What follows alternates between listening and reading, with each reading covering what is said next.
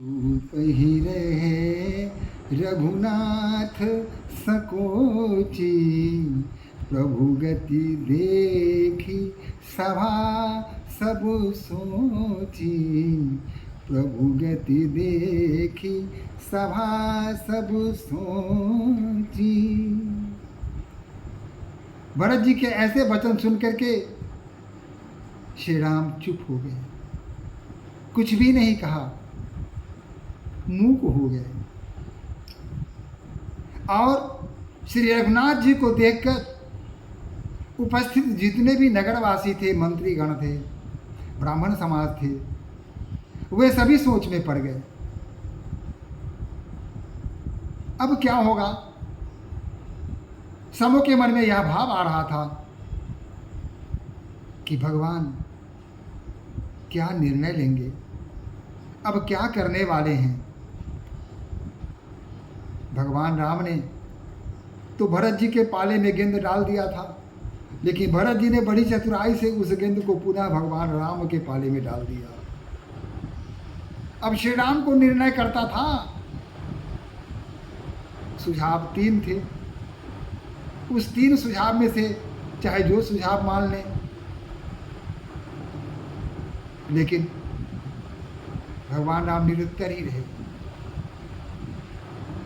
जनक दूत ते ही अवसर आए, मुनि वशिष्ठ सुनी वेगी बुलाए। तभी किसी ने आकर कहा कि राजा जनक जी यहाँ से एक दूत आया है। और मुनि वशिष्ठ जब उन्हें पता चला कि जनकपुर से कोई दूत आया है, तो तुरंत उन्होंने उन्हें बुलवाया, कहा कि जाओ जाओ, उन्हें शीघ्र ही आदर के साथ बुला के लिया।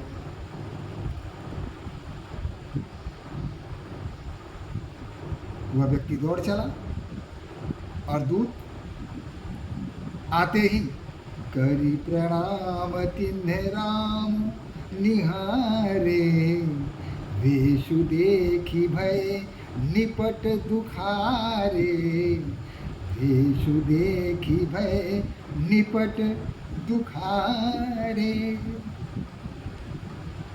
गुरु वशिष्ठ के सामने सर झुकाकर हाथ जोड़कर उसने साष्टांग दंडवत किया। और जब उसकी दृष्टि भगवान श्री राम पर पड़ी और भगवान श्री राम को साधु वेश में देखा, सन्यासी वेश में देखा, मुनि वेश में देखा, तो उसके हृदय में दुख का कोई अंत नहीं रहा। वह अत्यंत दुखी हो गया, विषाद से भर गया। दूत मुनिवर पूजी बाता, कहु विदेह भूप कुशलाता, कहु विदेह भूप कुशलाता। मुनि समझ गए कि दूत के मन में क्या चल रहा है, क्या सोच रहा है दूत।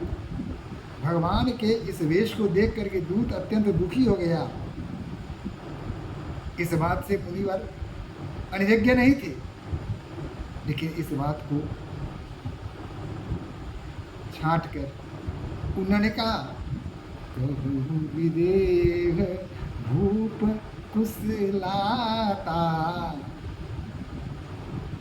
कहा कि बताओ दूत, राजा विदेह का क्या हाल है, कैसे हैं वो, उनका क्या समाचार है, प्रजा कैसी है, रानियों का क्या हाल है, राजकाज कैसा चल रहा है। अन्य बातों से दूत को बहलाने का प्रयास किया। सुनि सकुचाई नाई महिमा था, बोले चरवर जोड़े हाथा। यह सुन के संकोच हुआ, दूत के मन में संकोच का भाव आया।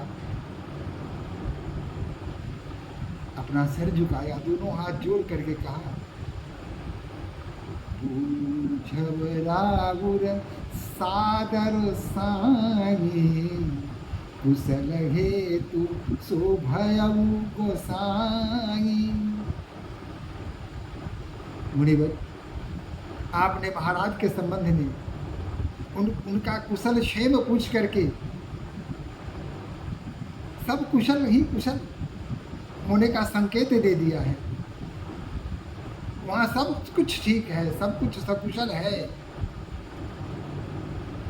नाहित कौशल नाथ के साथ कुशल गई नाथ, मिथिला अवध विशेष ते सब जब सब भयउ अनाथ।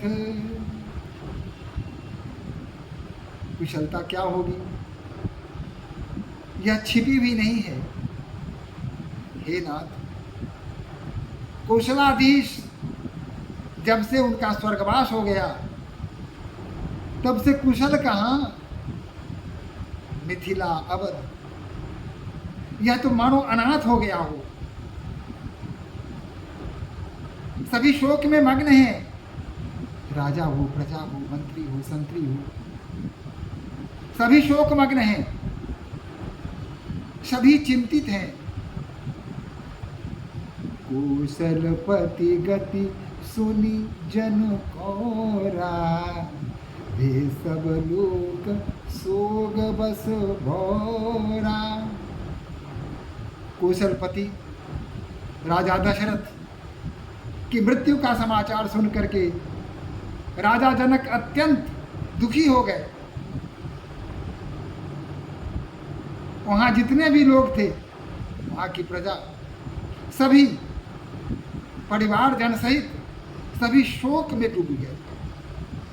जेहि देखे तेहि समय विदेहु, नाम सत्य अस लागन केहू। विदेह, जिन्हें दुख सुख हानि लाभ जीवन मरण, प्रसन्नता दुख, किसी की भी कोई चिंता नहीं, कोई भी भाव उनको प्रभावित नहीं कर सकती है। विदेह हैं, शरीर में रहकर भी शरीर में नहीं है, किसी भी भाव से अछूते हैं। लेकिन राजा कौशलाधीश राजा दशरथ की मृत्यु का समाचार सुन करके विदेह की सार्थकता यहाँ सत्य साबित नहीं हो रही है।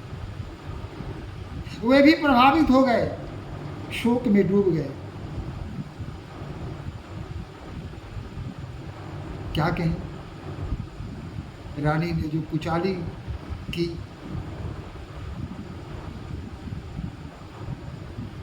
यह सुन करके ऐसा लगा जैसे मणिविहीन सांप को कुछ दिखता नहीं है। ठीक उसी प्रकार हमारे महाराज राजा जनक को भी कुछ दिखाई नहीं दिया। उन्होंने ये सुना कि भरत को राज तिलक देने की बात कही गई है और राजा राम को, जो राजा बनने वाले थे भगवान राम को, वनवास, मिथिलावासी जो जहाँ थे उनके हृदय में अत्यंत विषाद भर गया। सभी दुखी तो हो गए। ऐसा लगा जैसे सभी अनाथ हो गए हों। प्रसन्नता तो मानो स्वप्न की चीज हो गई हो। सभी दुखी बेचैन हैं, सबके हृदय में दुख दर्द भरा हुआ है, सबका मुख सूखा हुआ है। कुछ रो रहे हैं, कुछ रो नहीं पा रहे हैं, तो उन्हें देख करके ही सब कुछ पता चल जाता है। अवध ही नहीं, मिथिला भी दुखी है। मैं क्या बताऊं, राजा विदेह की स्थिति के संदर्भ में और मैं क्या कह सकता हूं। इतना जानिए कि जो स्थिति यहाँ कौशलपति या अवध में है, उससे थोड़ा भी कम स्थिति मिथिला की नहीं है। मिथिला में भी लोग उतने ही दुखी हैं, उतने भी शोकग्रस्त हैं, जितने कि अवध के लोग हैं। स्थिति यही है। किसी को